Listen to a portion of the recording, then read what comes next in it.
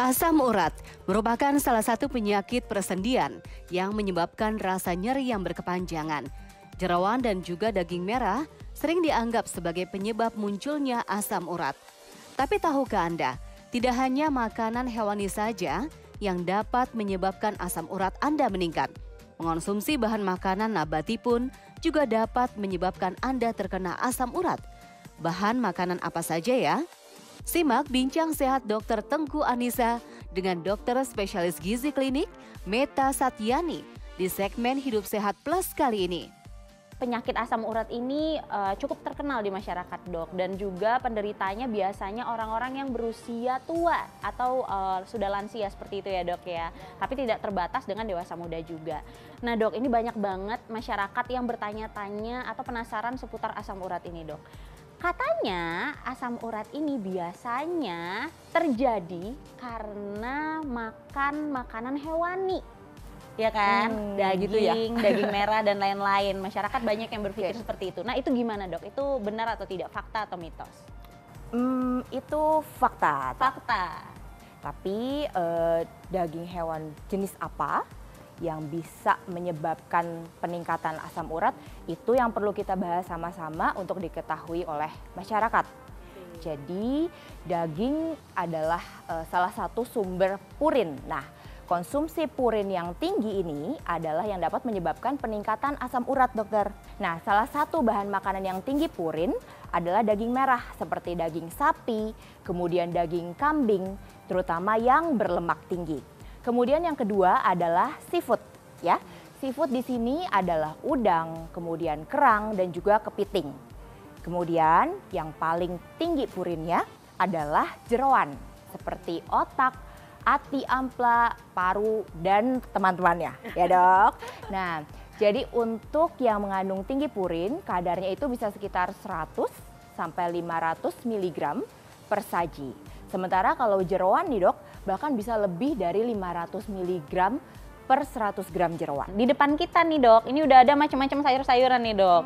Nah, kalau kayak sayur-sayuran seperti ini gimana nih, Dok? Mulai dari kandungan gizinya, terus kenapa sih kita nggak boleh atau dikurangi sayurannya, terutama untuk orang-orang yang asam urat? Apakah tinggi purin atau bagaimana, Dok? Mungkin pemirsa di rumah penasaran. Ini di sini depan kita nih ya, Dokter Nisa, udah ada wortel, ada brokoli, ada kembang kol, dan juga ada bayam.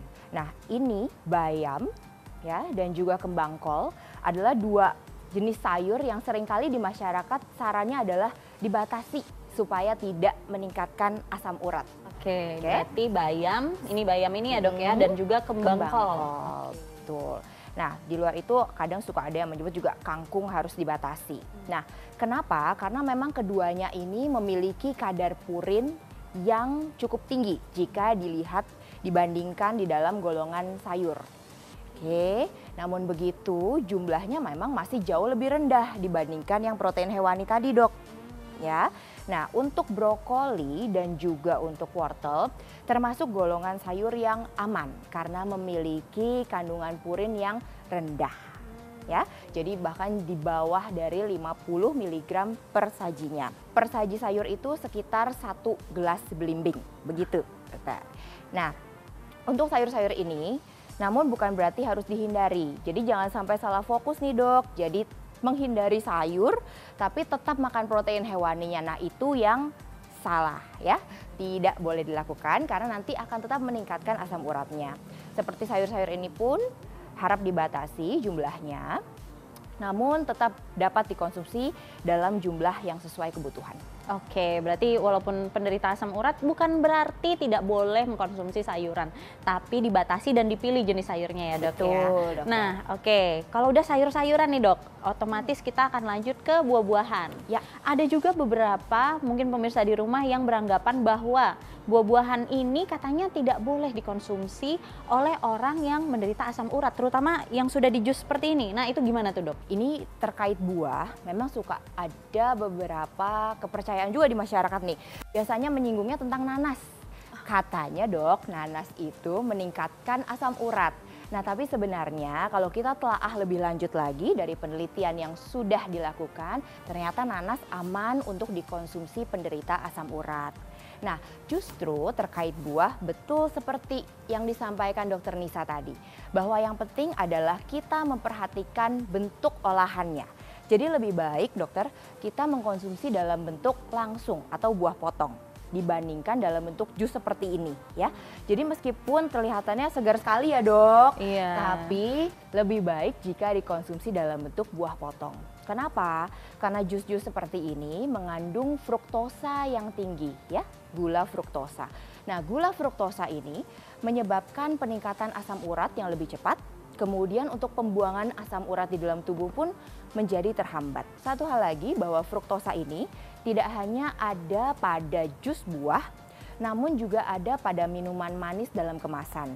Sehingga kita perlu berhati-hati para penderita asam urat yang memiliki riwayat asam urat tinggi, batasi konsumsi minuman yang mengandung pemanis-pemanis buatan di dalam kemasan. Banyak banget pantangannya ya dok ya, tadi kan ada buah-buahan yang kayak jus kayak gini nggak boleh, terus juga sayuran juga harus dipilih-pilih gitu ya.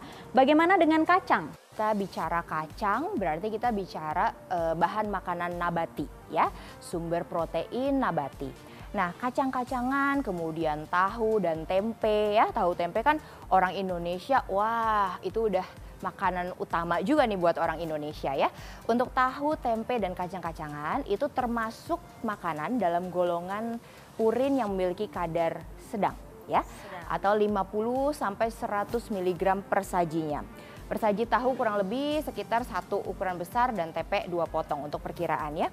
Nah, untuk bahan makanan nabati dengan kadar purin yang sedang, yang jauh lebih rendah ya dok tadi dibandingkan yang tinggi purin, sebenarnya dapat dikatakan lebih aman untuk dikonsumsi dibandingkan protein yang hewani yang tadi, yang daging merah, yang seafood dan jeroan. Namun karena memang mengandung purin yang kadarnya sedang, artinya jika kita konsumsinya berlebihan, tetap beresiko menyebabkan peningkatan dari kadar asam urat dalam darah ya.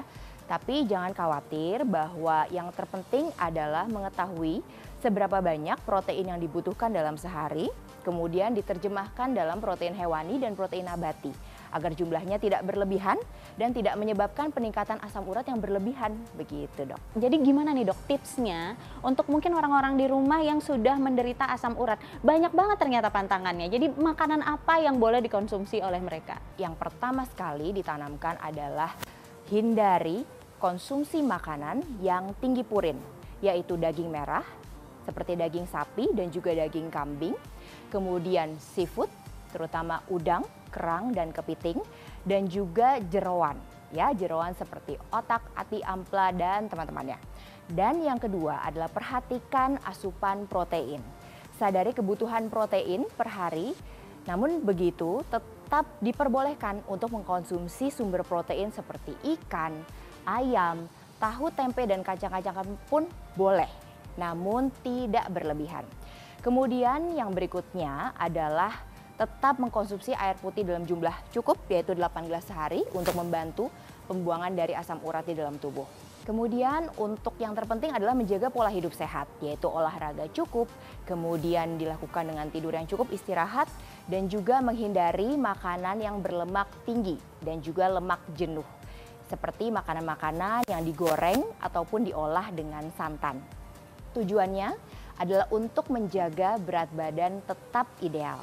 Dan untuk pasien-pasien kita yang sudah mengalami asam urat yang tinggi, dapat dilakukan pemantauan gejalanya.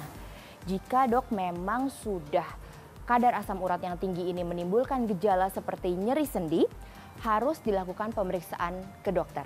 Dan juga mengkonsumsi obat-obatan di bawah pengawasan dokter. Ya, terima kasih Dokter Meta atas informasinya yang bermanfaat untuk kita semua. Nah, pemirsa Hidup Sehat, itulah bincang sehat saya bersama Dokter Meta.